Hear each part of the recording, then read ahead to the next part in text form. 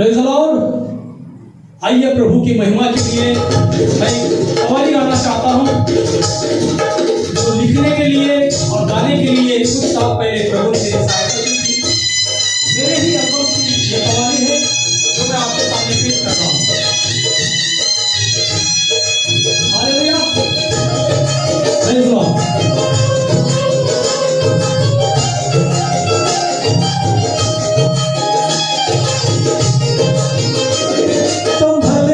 सुधर जा यही वो समय है, संभल जा सुधर जा यही वो समय है।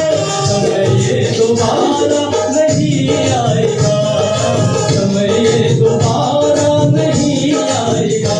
क्या लाया था तू इस जहां में, क्या लाया था तू इस जहां में, क्या लेके तू जाएगा, लेके तू जाएगा। समय ये दोबारा नहीं आएगा, समय ये दोबारा नहीं आएगा। हालेलुया, यह समय दोबारा नहीं आएगा। यही वो समय है, हम प्रभु का स्वीकार करें, पश्चाताप करें। हालेलुया। क्या होना चाहिए था अब क्या हो गया है, इसलिए तू जन्मा और कहाँ खो गया है। खोल आँख अपनी देख ले मसीह को, जागने के दिन है और कहाँ सो गया है।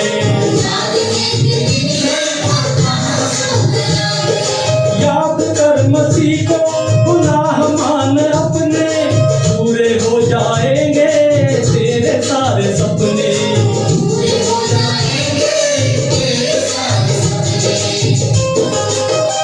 कर इबादत मसीहा की दिल से, वो छुड़ाएगा हर मुश्किल से। कर इबादत मसीहा की दिल से, वो छुड़ाएगा हर मुश्किल से।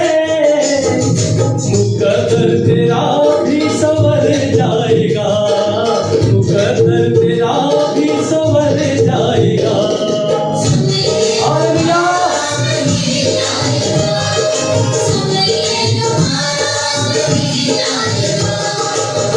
अपने ज्ञान और अपने दौलत पर भरोसा मत करो, अपने ज्ञान दौलत का घमंड मत करो, यह सब नाश होने वाला है। प्रभु पर विश्वास करो। हालेलुया। क्या है ज्ञान दौलत और क्या है बल तेरा, 4 दिन की चांदनी और होगा फिर अंधेरा। करके सब मशक्कत दुनिया कमाई, क्या होगा फायदा अगर जाने ये गवाई। तेरी इन बातों पर भरोसा न करना, जिंदगी में तुझको रोना पड़ेगा वरना।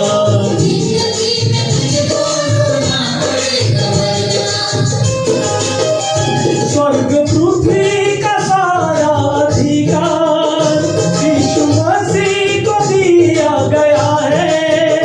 स्वर्ग पृथ्वी का सारा अधिकार यीशु मसीह को दिया गया है।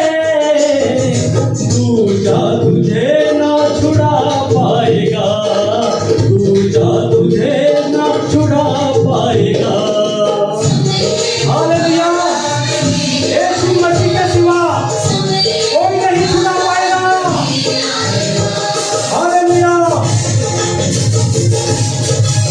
उसने जमीन और आसमान को बनाया है, वो हमारा सबका खुदा है।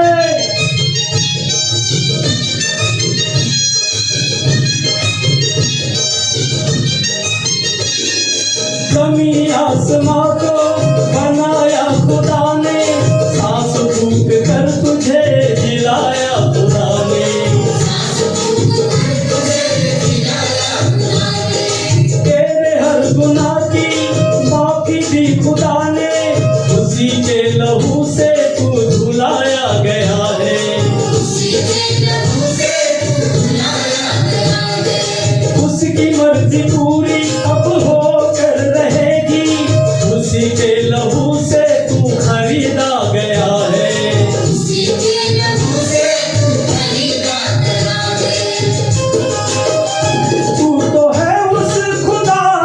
अमानत, उसने ली है सलीब पर जमानत। तू तो है उस खुदा की अमानत, उसने ली है सलीब पर जमानत।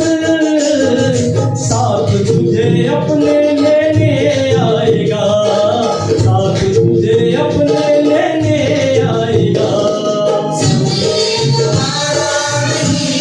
हालेलुया। संभले जा सुधर जा, यही वो समय है। संभले जा सुधर जा, यही वो समय है। समय ये दोबारा नहीं आएगा, समय ये दोबारा नहीं आएगा। क्या लाया था तू इस जहां में, क्या लाया था तू इस जहां में, क्या लेके तू जाएगा, क्या लेके तू जाएगा। समय ये दोबारा नहीं आएगा, समय ये दोबारा नहीं आएगा। हालेलुया। ये समय दोबारा नहीं आएगा, यही है। अगला जन्म नहीं है, पिछला जन्म नहीं है। हालेलुया। यही वो समय है। प्रभु को स्वीकार करो, पश्चाताप करो। हालेलुया। प्रभु आपको सबको आशीष करे। Praise the Lord. प्रभु यीशु मसीह नासरी के नाम से आप सभी मेरे बहुमूल्य मसीही भाई बहनों, आप सभी को जय मसीह की। प्रभु को धन्यवाद देता हूं इस सुंदर समय के लिए कि ये वीडियो बनाने के लिए प्रभु ने एक और अवसर दिया है। जो एक विषय को लेकर मैं आया हूं, इस वीडियो में प्रभु ने मुझे एक विषय दिया है। हो सकता है कि आपका सुना हुआ भी विषय हो, आपने इससे पहले भी कभी सुना हो। इस विषय का नाम है कि अपने लिए भी, अपने परिवार के लिए और अपने लिए प्रार्थना करना जरूरी है। पिछले वीडियो में मैंने इस बात को बताया था प्रभु की दया से कि सभी मनुष्यों के लिए प्रार्थना करना और राजाओं और प्रधानों के लिए प्रार्थना करना बहुत जरूरी है, जिससे कि हम अपना जीवन पूरी भक्ति और शांति के साथ बिता सके। प्रभु को धन्यवाद हो। आज इसी विषय को लेकर मैं आया हूं, जिसका नाम है कि हम अपने लिए, अपने परिवार के लिए भी प्रार्थना करें। और प्रार्थना हमारी सुनी जाती है जब परमेश्वर की इच्छा के अनुसार हम प्रार्थना करते हैं, जिसमें परमेश्वर की इच्छा शामिल हो। ऐसी प्रार्थना का उत्तर हमें प्रभु बहुत जल्दी देते हैं और जरूर ही देते हैं। प्रभु को धन्यवाद हो। मैं प्रार्थना के इस विषय में कुछ एक वचन आपको पढ़कर सुनाना चाहता हूँ। लूका की पुस्तक में ये वचन है जो मैं आपके लिए पढ़ना चाहता हूँ। लूका की पुस्तक, लूका कृत शुभ वर्तमान में 18 अध्याय और उसके 2 और 5 वचन को मैं यहाँ पर आपके लिए पढ़ना चाहता हूँ। प्रभु को धन्यवाद हो। किसी नगर में एक न्यायी रहता था जो न परमेश्वर से डरता था और न किसी मनुष्य की परवाह करता था। उसी नगर में एक विधवा भी रहती थी जो उसके पास आकर कहा करती थी, मेरा न्याय चुकाकर मुझे मुद्दई से बचा। एक विधवा थी जिसके साथ कुछ अन्याय हुआ था और वो हमेशा अपने को न्याय मिलने के लिए उस राजा के पास जाती थी और न्याय मांगती थी। लेकिन वो राजा ऐसा था, ना वो किसी मनुष्य की परवाह करता था, ना वो परमेश्वर को डरता था। इसका मतलब ऐसा हुआ कि वो राजा एक लापरवाह व्यक्ति था जो किसी की परवाह करता ही नहीं था। ऐसे राजा के पास में वो विधवा, वो बहन न्याय के लिए जाती थी, न्याय मांगने के लिए जाती थी, लेकिन वो राजा हमेशा उसकी बातों को अनदेखा कर देता था, उसकी विनती को वो स्वीकार नहीं करता था। उसने कई बार विनती की, लेकिन वो सुनता नहीं था, मानता नहीं था। लेकिन ये विधवा, ये जो बहन है, ये हर बार फिर भी बार बार उसके पास जाकर के इसी बात की विनती करती थी कि मेरा न्याय चुकाओ, मेरा न्याय करो, मुझ पर अन्याय हुआ है, मैं आपसे न्याय चाहती हूं, क्योंकि आपको न्याय करने के लिए बिठाया हुआ है इस राजगद्दी पर। वो बहन, वो विधवा हमेशा उसके पास जाके विनती करती थी, लेकिन वो ना मनुष्य को डरता था, ना परमेश्वर का भय था। कैसा न्याय देगा? ऐसा व्यक्ति तो न्याय दे नहीं सकता। लेकिन ये विधवा बार बार वहां जाती थी और उसको रिक्वेस्ट करती थी। उसके बाद क्या हुआ, चौथे वचन में से लिखता है, कुछ समय तक तो वह न माना, परंतु अंत में मन में विचार करके कहा, यद्यपि मैं न परमेश्वर से डरता और न मनुष्य की कुछ परवाह करता हूं, तो भी यह विधवा मुझे सताती रहती है, इसलिए मैं उसका न्याय चुकाऊंगा। कहीं ऐसा न हो कि घड़ी घड़ी आकर अंत को मेरी नाक में दम कर दे। देखो, वो अन्यायी राजा इसलिए न्याय नहीं कर रहा था कि उसको न्याय करना था, वो तंग आ गया था, उसके नाक में दम आ गया था। वो विधवा सुनी नहीं रही थी, मान ही नहीं रही थी, बार बार उसको जाके रिक्वेस्ट कर रही थी। वो परेशान हो गया, क्या करूं? अगर मैं इसका न्याय नहीं करूंगा तो ये मुझे ऐसे ही मेरे नाक में दम ला लेगी, परेशान करेंगी, मैं कब तक इसका इनकार करूंगा? नहीं नहीं नहीं, मैं इसका न्याय जरूर चुकाऊंगा। उसने एक दिन सोच लिया अपने मन में, और उसने सोचा कि नहीं, मैं इसका न्याय जरूर करूंगा, नहीं तो ये मुझे थका देगी, मेरे नाक में दम कर देगी। प्रभु ने कहा, सुनो, ये अधर्मी न्याय क्या कहता है? इसलिए क्या परमेश्वर अपने चुने हुओं का न्याय न चुकाएगा, जो रात दिन उसकी दोहाई देते रहते हैं? क्या वह उनके विषय में देर करेगा? मैं तुमसे सच कहता हूं, वह तुरंत उनका न्याय चुकाएगा। तो भी मनुष्य का पुत्र जब आएगा तो क्या वह पृथ्वी पर विश्वास को पाएगा? विश्वास को पाएगा क्या? क्वेश्चन मार्क है, प्रश्न चिन्ह है, क्वेश्चन मार्क। जब मनुष्य का पुत्र आएगा तो धरती पर वो विश्वास को पाएगा क्या?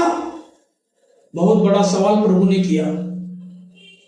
लेकिन प्रभु ने यह बात जरूर कही कि देखो, एक अन्यायी न्यायाधीश, एक अन्यायी राजा, जो ना परमेश्वर को डरता है ना मनुष्य की परवाह करता है, उसको भी जब ऐसा लगा कि मैं इस विधवा का न्याय चुका दूं, इस विधवा का न्याय मैं कर दूं, तो हमारा परमेश्वर तो अन्यायी परमेश्वर नहीं है। हमारा परमेश्वर कभी किसी के ऊपर अन्याय नहीं करता है। हमारा परमेश्वर हमारी दोहाई के ऊपर कान लगाता है। हमारा परमेश्वर हमारी विनती को सुनने वाला परमेश्वर है। Yahowa is a not ideal God, Yahowa is a live God, everlasting God. हमारा परमेश्वर कोई काल्पनिक परमेश्वर नहीं है, ये जीवित है, अनंत काल का परमेश्वर है। ये हमारी प्रार्थना को सुनने वाला परमेश्वर है। अगर हम यिर्मयाह के 33 अध्याय उसके 3 वचन में भी अगर हम देखेंगे, वहां लिखा है कि तू मेरे पास आ, मुझे दुहाई कर, मुझसे प्रार्थना कर, तो मैं तेरी सुनूंगा और तुझे उत्तर दूंगा। मैं तेरी सुनूंगा और तुझे उत्तर दूंगा। यिर्मयाह की पुस्तक में लिखा है 33 अध्याय और 3 वचन में। प्रभु महान है, प्रभु सर्वशक्तिमान है। क्योंकि अगर हम भजन संहिता की पुस्तक में भी अगर हम देखेंगे, उसका 27 अध्याय और 10वें वचन में भी अगर हम पढ़ेंगे, तो मैंने एक बार ऐसा पढ़ा था, मैं वो वचन आपके लिए पढ़ना चाहता हूं। भजन संहिता उसका 27 अध्याय और 10वां वचन हम पढ़ेंगे।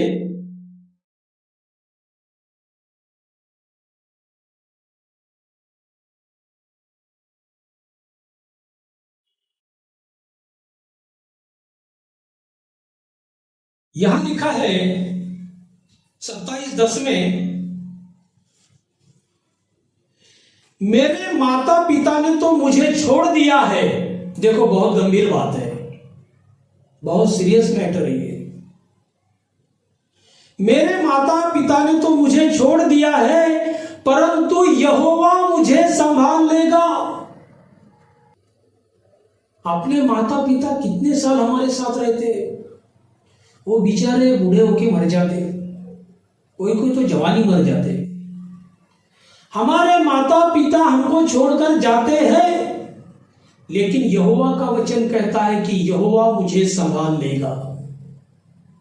इस वचन में क्या लिखा है, मैं फिर से पढ़ता हूं, मेरे माता पिता ने मुझे छोड़ दिया है, परंतु यहोवा मुझे संभाल लेगा।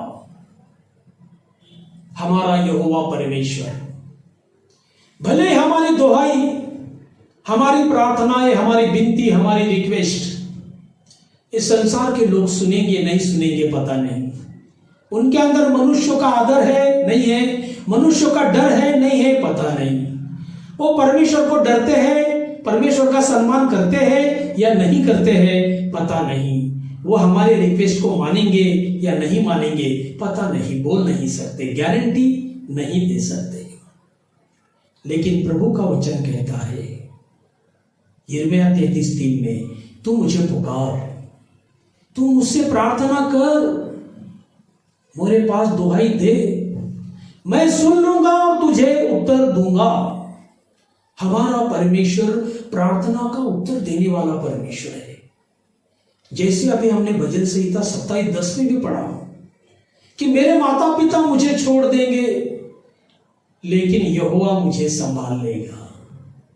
यहोवा परमेश्वर हम सबका बनाने वाला है, हम सबका क्रिएटर है। अगर हम देखेंगे यिर्मयाह की पुस्तक में उसका 1 अध्याय और उसके 5वें वचन में अगर देखेंगे तो वहां लिखा है कि माता के गर्भ में रचने से पहले ही मैंने तुझ पर चित्त लगाया है, मैंने तुझको देखा है। कब? तेरी माता के गर्भ में रचने से पहले ही मैंने तुझको देखा है और तुझ पर चित्त लगाया है, अपना ध्यान लगाया है। और मैंने तुझे जाति जाति के ऊपर भविष्यवक्ता ठहराया है। कब? माता के गर्भ में रचने से पहले। इसके पहले तो हमारी माता भी हमको नहीं जानती होगी, हमारा पिता भी हमको नहीं जानता होगा, लेकिन परमेश्वर का वचन कहता है यिर्मयाह 1:5 में कि माता के गर्भ में रचने से पहले ही मैंने तुझे देखा है, मैंने तुझ पर चित्त लगाया है, मैंने तुझे जाति जाति पर भविष्यवक्ता नियुक्त किया है। वो हमारा प्रभु है जिसने धरती और आसमान को बनाया। यहोवा इज ए ग्रेट क्रिएटर और यूनिवर्सल क्रिएटर ऑफ गॉड। सारे आकाश मंडल को बनाने वाला परमेश्वर यहोवा, वो हमारी दुहाई को सुनता है, वो हमारी प्रार्थनाओं का उत्तर देता है। एक अन्यायी राजा हमारी प्रार्थना को उत्तर नहीं दे सकेगा, जैसे कि इस विधवा को उत्तर नहीं दे रहा था, उसका न्याय नहीं चुका रहा था, लेकिन वो बहन, वो विधवा बार बार उसको तकलीफ दे रही थी, उसके नाक में दम कर दिया था, और इसके लिए उसने मजबूरी में थक कर उसका न्याय चुकाया। लेकिन हमारा परमेश्वर यह अन्यायी अधिकारी के समान नहीं है, यह अन्याय राजा के समान नहीं है। हमारा परमेश्वर न्यायी परमेश्वर है, अन्याय को न्याय में बदलने वाला परमेश्वर है, क्योंकि हमारा प्रभु अति दयालु, करुणामय, प्रेम से भरा हुआ परमेश्वर है। हमारा परमेश्वर बहुत दयालु परमेश्वर है। हम उसी परमेश्वर की दुहाई दे रहे हैं, उसी परमेश्वर की दुहाई देना चाहिए, और हमारा प्रभु हमारे प्रार्थना का उत्तर देता है। और हमारे परिवार के लिए प्रार्थना करें, हम सबके लिए प्रार्थना तो करें ही, लेकिन हमारे लिए पर्सनल भी हम परमेश्वर के पास जाए, अपनी समस्याओं को बताए, अपनी सारी चीजें अपने बाप के साथ, अपने पिता के साथ शेयर करें, हमारे स्वर्गीय पिता के साथ शेयर करें, वो हमारी बातों को सुनेगा और जरूर उत्तर देगा। हमारी सारी जरूरतों को परमेश्वर के सामने शेयर करें, प्रभु हमारी सहायता करेगा। प्रभु इन वचनों के द्वारा आप सबको आशीष दे, प्रभु का अनुग्रह आप सबके साथ हो। धन्यवाद इस वीडियो को देखने के लिए। आने वाले दिनों में प्रभु के अनुग्रह से मैं और भी कुछ विषय लेकर आऊंगा। तब तक के जय मसीह की। Thank you so much. God bless all of you.